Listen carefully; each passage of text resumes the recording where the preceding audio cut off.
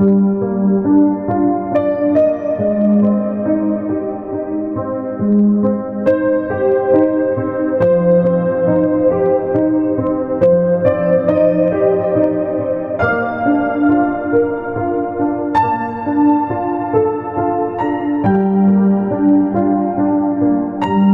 पास Bible है वो देखिए मत्ती का सुसमाचार अध्याय 7 वचन 13 और 14 मैं पढ़ती हूँ, ध्यान देकर सुनिए।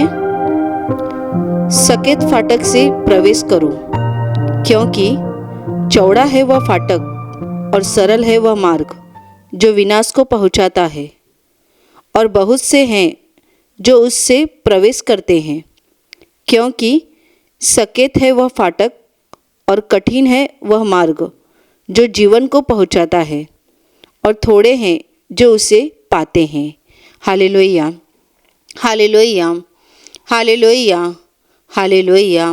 मेरे प्यारे भाइयों और बहनों, जो वचन मैंने अभी आपके सामने पढ़ा कि चौड़ा है वह फाटक और सरल है वह मार्ग जो विनाश को पहुंचाता है। चौड़ा है वो फाटक, फाटक का अर्थ है दरवाज़ा। वो दरवाज़ा चौड़ा है और वो रास्ता सीधा है जो विनाश को पहुंचाता है, मतलब नरक की ओर पहुंचाता है। पर आगे ऐसा कहता है कि सकेत है वह फाटक और कठिन है वह मार्ग जो जीवन को पहुंचाता है, और बहुत कम लोग हैं, थोड़े से लोग हैं जो उसे पाते हैं। Hallelujah, hallelujah, hallelujah. मेरे प्यारे भाई और बहनों, आज हम जानेंगे कि हम किस रास्ते पे चल रहे हैं। प्रभु यीशु यहाँ पर बता रहा है कि चौड़ा वो फाटक है, वो दरवाज़ा चौड़ा है, वो रास्ता चौड़ा है, और वो रास्ता सीधा भी है, आसान रास्ता है। पर वो रास्ता कहाँ पहुँचाता है? वह रास्ता नरक की दिशा में पहुँचाता है, विनाश की दिशा में पहुँचाता है, जिसका कोई मार्ग नहीं, जिसका कोई अंत नहीं। ऐसी एक बुरी हालत में इंसान जाकर वहाँ पहुँचने वाला है। इसीलिए उसका रास्ता भी चौड़ा है, उसका मार्ग जो बताया गया है वो भी एकदम सीधा है। सीधा है इसका मतलब यहाँ पर वचन में प्रभु यीशु को ऐसा बताना है कि आप जानते हैं एक घर रहता है और घर को दरवाज़ा रहता है। वो दरवाज़ा अगर छोटा रहेगा, उसकी रुंदी, उसकी चौड़ाई अगर कम रहेगी तो उसमें हमें प्रवेश करना कठिन जाता है। या फिर आपको ये भी पता होगा कि बहुत बार हम गलियों से गुजरते हैं, वो गलियाँ बहुत पतली रहती है, तो हमें बहुत बार दिक्कत आती है उस गली से जाने के लिए, क्योंकि वो गली की चौड़ाई कम रहती है। और जब वो गली की चौड़ाई से हम जाते हैं तभी हमें तकलीफ़ होती है उस रास्ते से चलने के लिए। पर आपको पता है बहुत सारे रास्ते ऐसे चौड़े रहते हैं। वचन यही कहता है जो रास्ता विनाश की ओर जाता है वो चौड़ा है, वो बड़ा है और वो सीधा है, मतलब एकदम आसान रास्ता है। उस रास्ते पे कठिनाई नहीं है, उस रास्ते पे दिक्कतें नहीं है, उस रास्ते पे कोई तकलीफ नहीं है। ऐसा एक रास्ता है और वो रास्ता विनाश को पहुंचाता है। विनाश यानी मृत्यु को पहुंचाता है। और बहुत सारे लोग हैं जो उस रास्ते पे जा रहे हैं, उस रास्ते पे उन्होंने अपना शुरुआत कर दिया है, अपने जीवन की शुरुआत कर दी है। मेरे प्यारे भाई और बहनों, पर प्रभु यीशु आगे ऐसा भी बताता है कि सकेत है वह फाटक, यानी बहुत ही कम चौड़ा है, यानी उसकी चौड़ाई बहुत कम है, ऐसा भी दरवाज़ा है। और कठिन है वो मार्ग जो जीवन को पहुंचाता है। और बहुत कम लोग हैं, बहुत थोड़े लोग हैं जो उस जीवन के रास्ते पे चल रहे हैं और उस स्वर्गीय स्थान को प्राप्त कर रहे हैं। Hallelujah, hallelujah, hallelujah. हम अच्छे से जानते हैं आज लोग उस चौड़े रास्ते से जाना पसंद करते हैं। किसी को भी अपने लाइफ में, अपने जीवन में दुख नहीं चाहिए, तकलीफ़ें नहीं चाहिए। हर किसी को अपनी मनमानी का जीवन जीना है, अपनी मर्जी के अनुसार आनंद लेना है, अपनी मर्जी के अनुसार अपने जीवन को बिताना है। हर कोई व्यक्ति, फिर वो घर में कोई भी क्यों ना हो, सबको लगता है मुझे मेरी मर्जी से जीवन जीना है, मुझे मेरी मर्जी से जीवन जीना है, आनंद लेना है, इस दुनिया का रस लेना है, इस दुनिया से मज़ा लेना है। पर वो नहीं जानते जो कुछ वो ले रहे हैं वो कौन से रास्ते पे चल रहे हैं। वो रास्ता विनाश का रास्ता है। Hallelujah, hallelujah, hallelujah. मेरे प्यारे भाइयों और बहनों, हर एक व्यक्ति का एक सपना रहता है, उसकी एक ख्वाहिश रहती है, उसकी एक तमन्ना रहती है, उसके दिल में एक भावना रहती है, मुझे अपने जीवन में ये करना है, मुझे मेरे जीवन में इस चीज़ को प्राप्त करना है। और वो प्राप्त करने के लिए वो रात दिन दौड़ता है, पैसे कमाता है, पैसे कमाकर बड़ा घर लेना चाहता है, गाड़ियाँ लेना चाहता है, बहुत सारे अपनी इच्छाओं को पूरी करना चाहता है और करता भी है।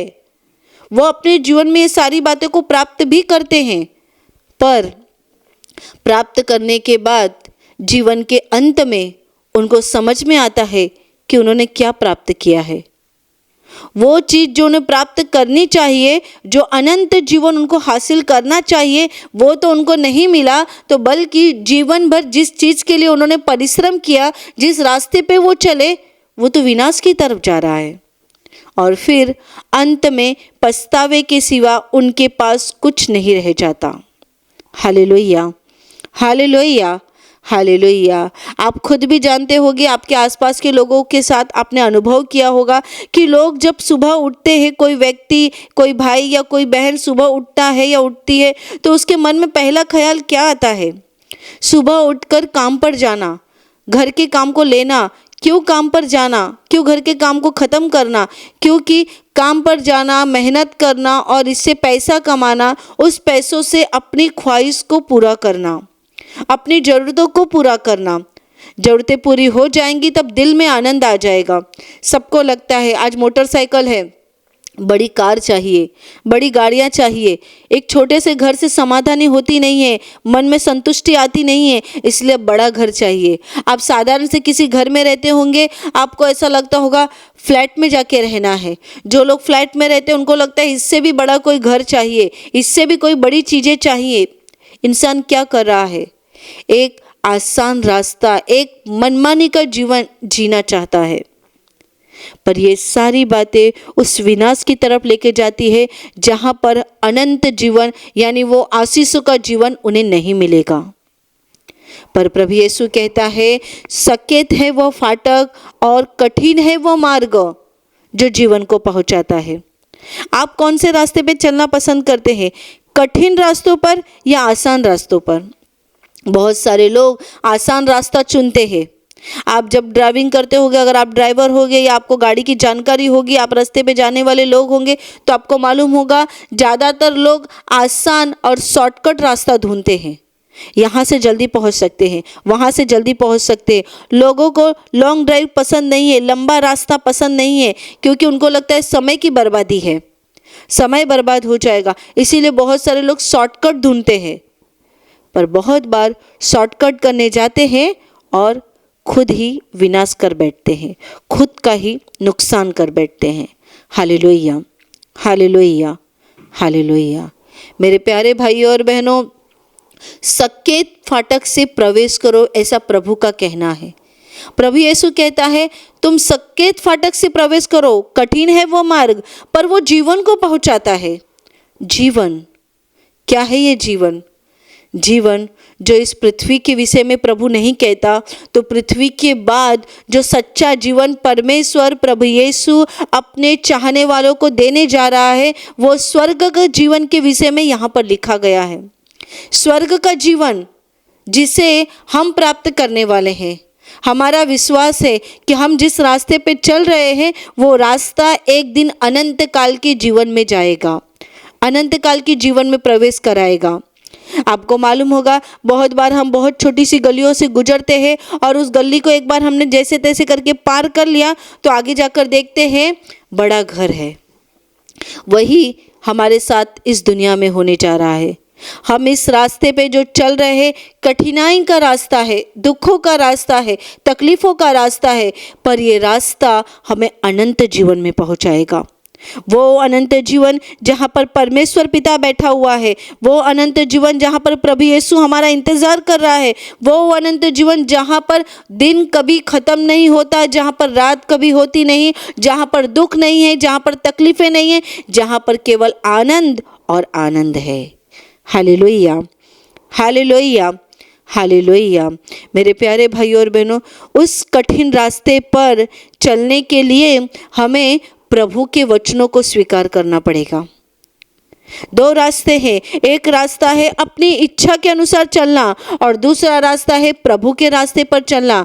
जो कठिन रास्ता, जो आसान रास्ता है, वो रास्ते पर हमें किसी की सुनने की ज़रूरत नहीं है। जो चाहिए वैसा करना है, जो चाहिए वैसा रहना है।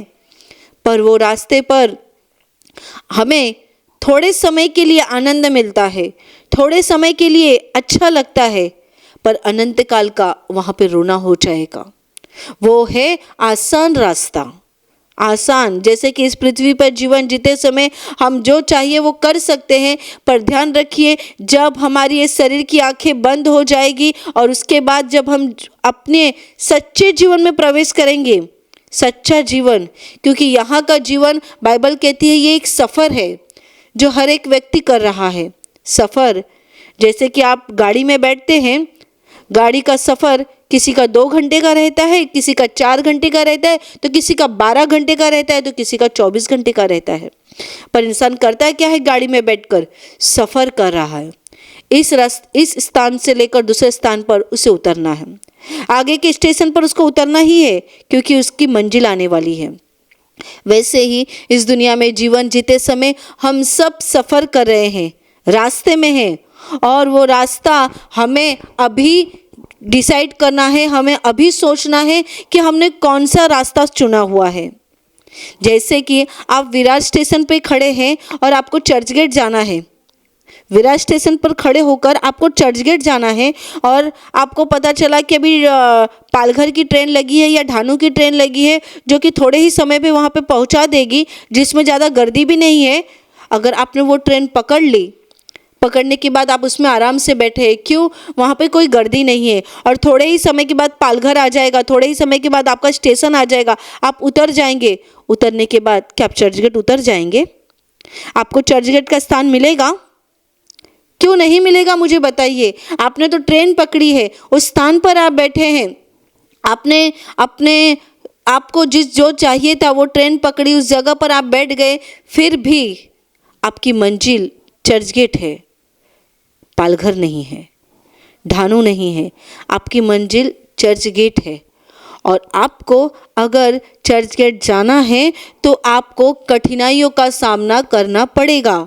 जैसे कि हम जानते हैं कि चर्च गेट की ट्रेन पकड़ते समय बहुत सारी दिक्कतें आती है, बहुत सारी तकलीफ़ों का सामना करना पड़ता है, भीड़ को, गर्दी को सहन करना पड़ता है, लोगों की बातें सुननी पड़ती है। ये सारी बातें करने के बाद हमारा समय भी हमें ज़्यादातर बिताना पड़ता है। विरार से पालघर कम समय लगता है, पर विरार से चर्च गेट ज़्यादा समय लगता है, पर हमें वही ट्रेन पकड़नी है जो चर्च गेट को पहुंचाता है। तकलीफ़ों को सहन करने के बाद आप जब देखेंगे आपका अंतिम स्टेशन, अंतिम स्थान चर्च गेट आ चुका होगा। वैसे ही इस दुनिया के विषय में भी है। आप अपने मर्जी से जीवन जी रहे हैं, आपको जो चाहिए वो कर रहे हैं, पर ज़रा शांत होकर सोच लीजिए आप कर क्या रहे हैं। इसकी ज़मीन लेना, उसकी ज़मीन लेना, इसके साथ झगड़ा करना, उसके साथ झगड़ा करना, इसका घर ज़बरदस्ती करके लेना, सारी चीज़ों को अपने पास ले लेना, कंपनी में जाना, ऑफिस में जाना, वहाँ पे चोरियाँ करना, रिश्वत लेना, रिश्वत देना, ये सारी बातें आपकी रोज की शुरू है और आपको उसमें बहुत आनंद मिल रहा है। क्यों? पैसा आ रहा है, मन की इच्छाएं पूरी हो रही है, आप सब कुछ ज़बरदस्ती से अपने मन के स्वार्थ से सब कुछ हासिल कर रहे हैं, पर ये सारी बातें आपको लेकर कहाँ जाएगी? कभी सोचा है आपने? ये सारी बातें कहाँ लेकर जाएंगी आपको? आपने ज़बरदस्ती से अपने पड़ोसी का घर झगड़ा करके, कुछ करके उनका घर ले लिया है, और उस घर में अभी आप ऐसो आराम से रह रहे हैं और आपको लगता है मिल गया मुझे ये घर। पर सोचा है वो घर लेने के बाद आप जाएंगे कहाँ पर? अंत में तो आपको हिसाब देना ही है उस परमेश्वर को, उस विधाता को, उस वो हमारे रचयिता को, निर्माणकर्ता को आपको हिसाब देना है। और फिर आपके पास हिसाब देने के लिए क्या रह जाएगा? मेरे प्यारे भाइयों और बहनों, वैसे ही दूसरा रास्ता हमारे लिए है जो कि कठिन है, दिक्कतें हैं। वो रास्ते पे चलने के लिए हमें रोज प्रभु के वचन के अनुसार चलना होगा, तकलीफ़ें सहन करनी होगी, दुख का सामना करना होगा, बुराइयों का सामना करना होगा। बहुत लोगों को गलतफहमी रहती है, प्रभु यीशु में विश्वास रखने के बाद हमें अभी दुखों का सामना नहीं करना है, अब हमारे जीवन से तकलीफ़ें कभी नहीं आएंगी। गलत बात है। आपने जब प्रभु यीशु पर विश्वास किया, आप जिस बात को लेकर प्रभु यीशु के चरणों में आए, उसके पास बैठे, प्रभु ने आपकी वो दुख को निकाल दिया और वो निकालेगा भी आपके विश्वास को बनाने के लिए। पर उसके बाद शैतान की तरफ से हमले शुरू हो जाएंगे। शैतान की तरफ से आपको दुख का सामना करने के लिए तैयारी करनी पड़ेगी। और उसी को कहा गया है कठिन मार्ग, कठिन रास्ता, उसका दरवाज़ा छोटा है और बहुत कम लोग हैं जो उस दरवाजे से अंदर जा रहे हैं। बहुत कम लोग हैं। प्रभु के रास्ते में चलते समय हमें उसके वचनों का स्वीकार करना पड़ेगा, उसकी इच्छाओं को जानकर लेना पड़ेगा, उसकी बातों को समझ के लेना पड़ेगा। वो जो हमसे कहता है उसे हमें हर दिन पूरा करने की कोशिश करनी पड़ेगी। पौलुस इसीलिए तो कहता है, मैं प्रभु में हर दिन मरता हूँ। हर दिन प्रभु में जीवन जीने वाला इंसान आत्मिक रूप से हर दिन उसकी लड़ाई शुरू है उस दुष्ट के साथ। और आप अगर प्रभु यीशु पर विश्वास करने वाले हैं तो आपको भी वो लड़ाई लड़नी पड़ेगी। वो लड़ाई कितने दिन की रहेगी हम नहीं जानते, पर मेरे प्यारे भाइयों और बहनों, वो लड़ाई हमें मरते दम तक लड़ना है। मरते दम तक रोना, दर्द, तकलीफ़ें, दुख का सामना, बुराइयों को झेलना, संकटों को उठाना, बीमारियों को सहन करना, ये सारी बातें सहन करते करते हमें आगे बढ़ना है। और इसके अलावा भी प्रभु के वचन के अनुसार अपने शत्रुओं को क्षमा करना है, अपने पापों को रोज कबूल करना है, रोज अपने जीवन में जो बुरी बातें हैं उसे ख़त्म करना है और प्रभु के अच्छाइयों से अपने जीवन को भरना है। प्रभु के रास्ते में चलते समय हर प्रकार के दुख, हर प्रकार के क्लेश, हर प्रकार की तकलीफ़ें ये हमें सहन करनी है। इस बातों को हमें सहन करके आगे बढ़ना है। हर दिन प्रभु में लड़ते रहिए। प्रकाशित वाक्य में ऐसा लिखा है, मरते दम तक विश्वासु रहे, तब तुझे जीवन का मुकुट मिलेगा। उस जीवन के मुकुट को प्राप्त करने के लिए हमें मरते दम तक विश्वासु रहना है। उस अंत तक हमें चलते रहना है। अंत तक हमें प्रभु में बने रहना है। जैसे कि बहुत सारे भाई बहन गवाहियाँ देते हैं, वो अपने विषय में ऐसा बताते हैं कि जब हम प्रभु में आ गए तभी हमारे जीवन में कोई तकलीफ, जिस तकलीफ़ को लेकर हम प्रभु के पास आ गए, उस तकलीफ़ों के लिए हमने प्रभु यीशु के पास प्रार्थना की, प्रभु ने हमारी प्रार्थना सुनी और वो तकलीफ़ों से हमें मुक्त किया। और उसके बाद नई नई बीमारियां हमारे जीवन में शुरू हो गई, हमारे शरीर में शुरू हो गई, हमारे जीवन में अनेकों प्रकार के दुख आ गए, लेकिन हमने प्रभु का हाथ नहीं छोड़ा। हमने प्रभु का हाथ नहीं छोड़ा। हम हर दिन उस तकलीफ़ों का सामना करते रहे, प्रार्थना करते रहे, बाइबल पढ़ते रहे, वचनों का इस्तेमाल करते रहे और अब उस दुखों से प्रभु ने हमें छुटकारा दे दिया, उस तकलीफ़ों से प्रभु ने हमें छुटकारा दे दिया। मेरे प्यारे भाई और बहनों, आपके जीवन में भी ये गवाही खड़ी हो जाए, इसीलिए प्रभु का हाथ पकड़कर उसके रास्ते पर चलते रहिए। Hallelujah, hallelujah, hallelujah. हर दिन उस कठिन रास्ते पर अपने पैर को उठाकर आगे बढ़ते रहिए। हर दिन एक एक कदम आगे बढ़ाते रहिए। कदम बढ़ाते समय तकलीफ़ें आ जाएंगी, पर मत भूलना उस तकलीफ़ों में प्रभु यीशु आपके साथ रहेगा। प्रभु यीशु जो कि इन आँखों से हमें दिखाई नहीं देता, पर वो प्रभु यीशु आपके साथ में रहेगा। वो आपकी दिक्कतों को ख़त्म करते जाएगा। वो आपकी तरफ से उस दुष्ट से लड़ेगा। वो आपकी तरफ से उस दुष्ट से लड़ेगा, पर उसके लिए आपको उसका रास्ता अपनाना होगा। छोड़ दीजिए बुराइयाँ, बंद कीजिए गंदगी, क्योंकि प्रभु का वचन है, पवित्र बनो क्योंकि मैं पवित्र हूँ। वो हमारा परमेश्वर जिसने हमें निर्माण किया है, वो पवित्र परमेश्वर है। उसका राजासन पवित्र है, वो जिस जगह पे रहता है वो स्वर्ग पवित्र है, देवदूत पवित्र है। अगर हमें उसके घर में जाना है तो मेरे प्यारे भाई और बहनों, हमें भी पवित्र बनना पड़ेगा, पवित्रता धारण करनी पड़ेगी। अगर आपने उस पवित्रता को स्वीकार किया ही नहीं, उसके वचन को स्वीकार किया ही नहीं, तो आप उसके घर में कैसे प्रवेश कर सकते हो? आप कैसे जा सकते हो उसके घर में? जैसे कि मैं उदाहरण के रूप में आपको बताती हूँ, किसी व्यक्ति के घर में अगर आपको जाना है, उसका घर आपको पसंद है, अगर आपको उसके घर में जाना है तो उस प्रवेश के लिए पहले आपको उस व्यक्ति के साथ अच्छा रिश्ता बनाना होगा। अच्छा रिश्ता, अगर रिश्ता है तो ही वो व्यक्ति आपको अपने घर के अंदर लेगा, अगर रिश्ता नहीं है तो वो व्यक्ति आपको घर के अंदर नहीं लेगा। वैसे ही वो स्वर्ग जहाँ पर हमारा स्वर्गीय पिता रहता है, वो प्रभु यीशु रहता है, अगर उसके घर में हमें जाना है, प्रवेश चाहिए, तो पहले हमें उस स्वर्गीय पिता की इच्छा को पूरा करना होगा, उस प्रभु यीशु की बातों को हमें मानना होगा। अगर हम उसकी बातों को मानेंगे, स्वीकार करेंगे, तभी तो हमारा रिश्ता उसके साथ बनेगा। और ये रिश्ता एक दिन में नहीं बन जाएगा, हम एक दिन में पवित्र नहीं बन जाते। नहीं तो आप कहेंगे सिस्टर आपने तो बता दिया, लेकिन हमारे जीवन की ये सारी तकलीफ़ें, ये सारी बुरी बातें हम कब छोड़ दें? क्या एक ही दिन में? एक दिन में नहीं छूटेगा, पर उसके वचनों को स्वीकार करने के बाद वो बुराइयाँ, वो तकलीफ़ें, वो गंदगी आपके जीवन से आप रोज़ निकालिए, रोज खत्म कीजिए अपने जीवन से बुराइयों को। धीरे धीरे आपके जीवन में सारी बुराइयों को खत्म करके वहाँ पर परमेश्वर के वचन को जगह दीजिए, वहाँ पर परमेश्वर के प्रेम को जगह दीजिए। दूसरों पर दया करना, दूसरों पर प्यार करना, दूसरों की बातों को समझ के लेना, दूसरों का सहन करना, शत्रुओं के ऊपर प्यार करना, जो बीमार है उनके लिए प्रार्थना करना। इस तरीके से अपने जीवन को एक धार्मिकता का जीवन बनाइए। Hallelujah, hallelujah, hallelujah, hallelujah. मेरे प्यारे भाई और बहनों, उस रास्ते पे चलिए जो रास्ता हमें प्रभु के घर तक पहुंचाता है।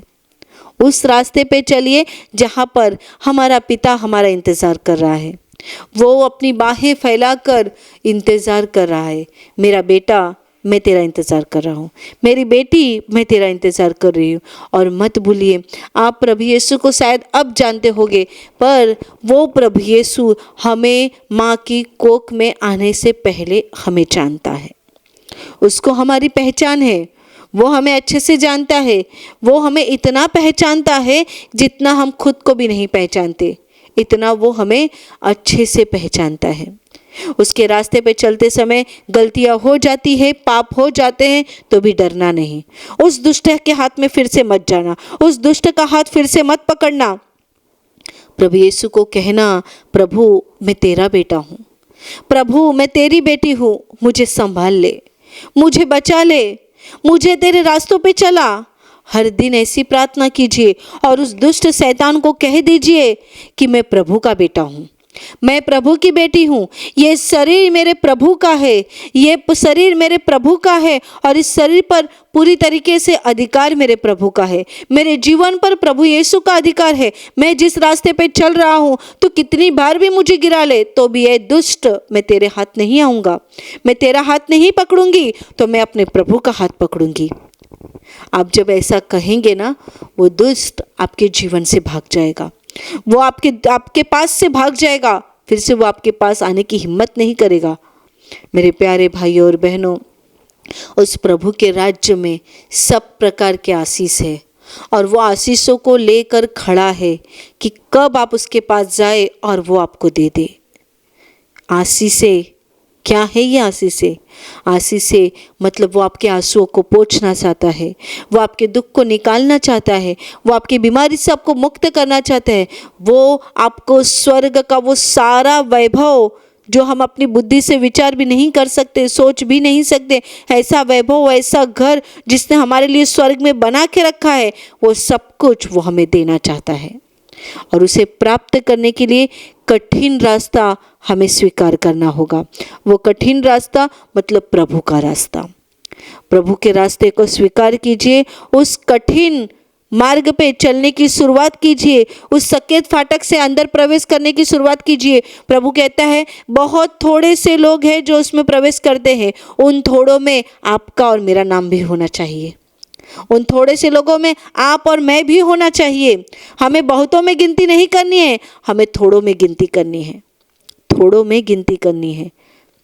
वचन एक जगह बाइबल में ऐसा कहा है, बुलाए गए तो बहुत है पर चुने गए थोड़े से हैं। हमें बहुतों में नहीं जाना है, हमें थोड़े में, चुने हुओं में अपना नाम लिखवाना है। और उसे लिखवाने के लिए हर दिन मेहनत कीजिए, हर दिन तकलीफ़ें को सहन कीजिए, हर दिन प्रभु में, विश्वास में, उसके मार्ग में चलते रहिए। फिर देखना ये जीवन पार करने के बाद वो प्रभु आपको वो बड़े आशीषों में प्रवेश करवाएगा, वो स्वर्ग के घर में आपका प्रवेश ले लेगा। और यहाँ पे आपको दुख ही दुख मिलेगा ऐसा नहीं है। तो प्रभु पर विश्वास करने के बाद वो प्रभु आपकी तरफ से उस दुष्ट शैतान से लड़ेगा और यहाँ पर भी वो आपको एक विजयशाली और आशीषित जीवन देगा। यहाँ का जीवन खत्म होने के बाद वो आपको स्वर्ग में ले लेगा। Hallelujah, hallelujah, hallelujah, hallelujah, hallelujah. मेरे प्यारे भाई और बहनों, और अभी ये प्रार्थना करने का समय है। मैं आपके लिए प्रार्थना करने जा रही हूँ। आपके बीमार हिस्से पर आप हाथ रखिए। अगर आप वहाँ पर हाथ नहीं रख सकते तो आप अपने सीने पर हाथ रखिए। पूरा विश्वास कीजिए प्रभु इस घड़ी आपको छुएगा और आपको दर्द से, तकलीफ़ों से मुक्त करेगा। धन्यवाद स्वर्गीय पिता, धन्यवाद प्रभु यीशु, धन्यवाद पवित्र आत्मा। स्वर्गीय पिता, मैं तुझे धन्यवाद देती हूँ इन सारे वचन के सुनने वालों को आज तू अपने आशीषों से भर दे। अपने मार्ग पे इनको चलने की ताकत दे, उन कठिन रास्तों पर ये चल सके ऐसी कृपा कर।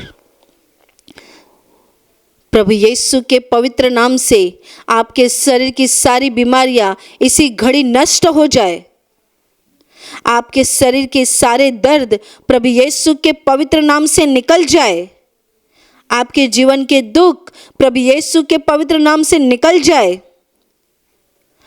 आपके जीवन में, आपके घर में जो कुछ संकट है, जो बुराइयां है, जो दुख है, मैं प्रभु यीशु के नाम से आज्ञा देती हूँ इसी घड़ी वो निकल जाए। जिनको घर नहीं है उनको घर मिल जाए, जिनको बच्चे नहीं है उनको बच्चे हो जाए, जिनको नौकरी नहीं उनको नौकरी मिल जाए। आपके मन की इच्छा प्रभु यीशु के इच्छा के अनुसार पूरी हो जाए। आपके ऊपर, वो आपके परिवार के ऊपर प्रभु यीशु के महान आशीष आ जाए। आमीन।